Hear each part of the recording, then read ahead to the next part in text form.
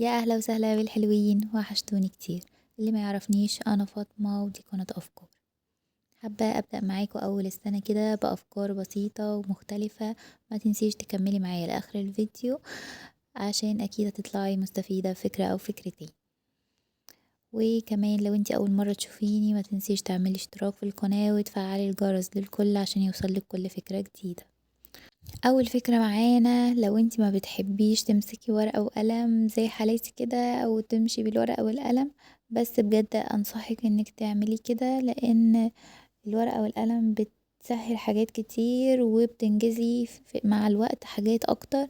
فتكتبيها هعمل النهاردة كذا وكذا وكذا، هغسل مواعين، هلم الغسيل، هحط غسلة، هروق المطبخ، هكنس الصالة. الحاجات دي بجد بتفرق قوي، وبالذات لما تعملي علامة صح على انتي عملتي كذا وكذا وكذا، فبتحسي بسعادة وبتحسي بإنجاز وبتستمري أكتر انك تنجزي في يومك، بدل ما تقعدي تضيعيه مثلا على السوشيال ميديا أو تضيعيه في أي حاجة، الفرجة على التليفون، الزعيق مع العيال كده يعني. تاني حاجة، كلنا طبعا عندنا غسالات فوق اوتوماتيك او اوتوماتيك، دايما سيبي الباب مفتوح والدرج كمان مفتوح عشان تتهوى وما تعملش صدى. والجلدة بتاعة الغسالة عشان ما تعملش ريحة وحشة دايما يمسحيها بأي سفنجة أو أي قماشة، عشان الريحة بتاعة الغسالة تفضل حلوة. ومن فترة للتانية كل شهر كده اعملي دورة خل، وإن شاء الله قريب هنزلها لكم. الفكرة اللي بعد كده، كلنا طبعا عندنا مسدس شمع ومشابك في البيت، وفي مشابك بتبقى أكبر من المشابك اللي أنا عرضها في الفيديو ديت، بتبقى أحلى كتير مع الفكرة دي. هنسخن المسدس الشمع كويس قوي ونلزق المشابك كده على الحيطة زي ما انتوا شايفين. ليه بقى؟ هقولكوا دلوقتي.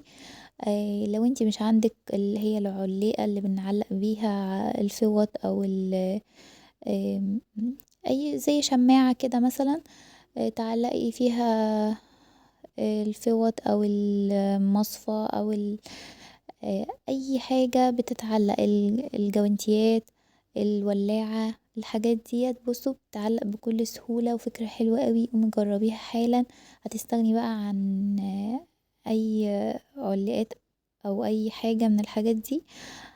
زي ما انتوا شايفين كده، هنا نحط بقى الجوانتي، وقعنا الولاعة الحمد لله، رجعناها تاني بكل اناقة عادي جدا. بس كده. بصوا حطيت فيها الشنطة بتاعت اكياس الزبالة، المضرب، الصفاية اللي هي القمع، الحاجات دي. طبعا كلنا عندنا مشط او فرشة اللي هي البلاستيك ديت، ضارة جدا قوي بالشعر، وبتعمل حاجات فيه يعني بتعمل حرارة كده فيه. الأحسن ان احنا نستخدم فرشة خشب او مشط خشب، بجد حلو قوي وبيعمل على نعومة الشعر كمان. لو احنا بنغلي لحمة وهي لسه مستوتش، نحط لها نوى بلح او اللي هو العجوة او الحاجات ديت، بنحط 2، هتلاقيها استوت ودابت وبقت زي الفل.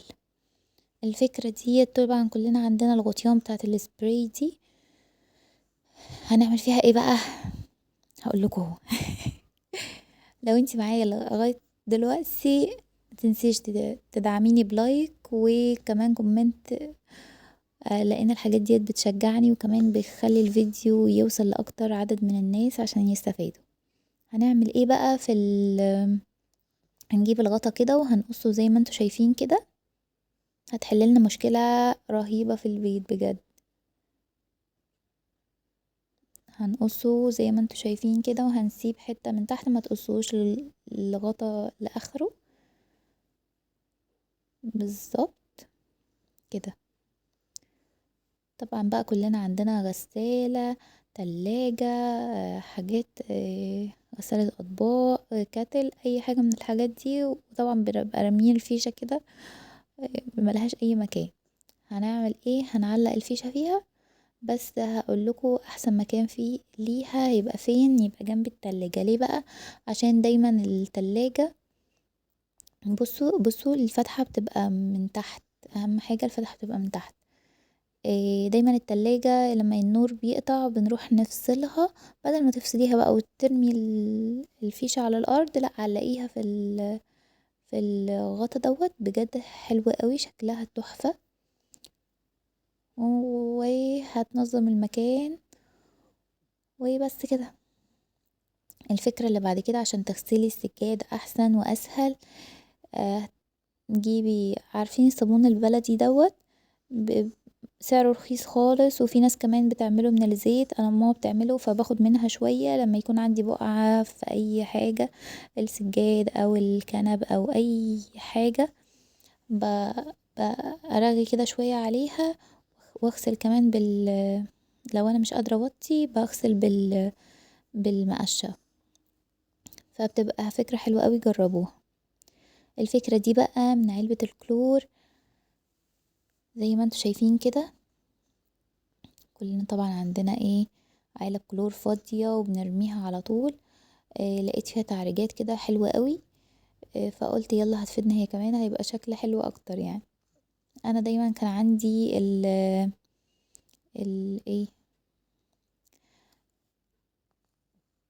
اللي هي بتتحط فيها فرشة الاسنان المنظم يعني بتاع فرشة الاسنان والمعجون وكده، كانت اتكسرت، فقلت اعمل ديت بدل ما ارميها، وازينها باي رسمة من الرسومات اللي طالعة كده، اي حاجة بقى.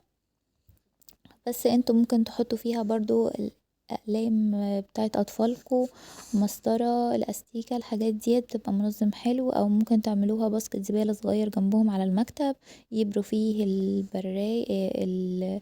القلم، او يحطوا فيه مناديل او الحاجات دي. وممكن برضو تحطيها صفاية للمعالق والشوك والسكاكين، فممكن نعمل فيها اكتر من فكرة، ونكون برضو استهلكنا حاجة ممكن تترمي وعملنا منها حاجة مفيدة. هو زي ما انتوا شايفين كده، حطيت فيها الغسول بتاعي او منظم للميك اب بتاعك للفرش. الفكرة اللي بعد كده، كلنا طبعا انتوا عارفين ان انا بحب اخر كل فيديو اعمل يعني الحاجة دي عاملاها مؤخرا، اعمل فكرة لينا كبنات كده، ان احنا نهتم بنفسنا. فلو انت عندك اي برفيوم او عطر كده بتحبي ان هو يثبت اكتر، هتجيبي الفازلين من اي صيدلية، سعره رخيص جدا. اول حاجة هتقومي حطاها على اماكن النبض وتدلكي كده. طيب ما عندناش فازلين، اي لوشن بقى زي ما انت شايفة كده، هتقومي دعكة كده، وتقومي حاطة عليه اي عطر انت بتحبيه، هتلاقيه ثابت وما راحش في يعني ما راحش على طول. انت حتى لو غسلتي مواعين او اي حاجة هتلاقيه لسه ثابت. يعني دي طريقة ان انت تثبتي بيها البرفيوم اطول وقت ممكن. والبرفيوم في البيت، في البيت بس، ما بنخرجش بيه، هو بنحط ديودرنت وخلاص، اللي هو مزيل عرق وخلاص يعني. طيب ما عندناش لا ده ولا ده، البودرة بتاعة الاطفال مفيش احسن حاجة، هنحط العطر وبعدين هنحط بقى البودرة بتاعة الاطفال كده بتثبتها. ما تنسوش تقولوا لي ايه اكتر فكرة عجبتكم. سلام.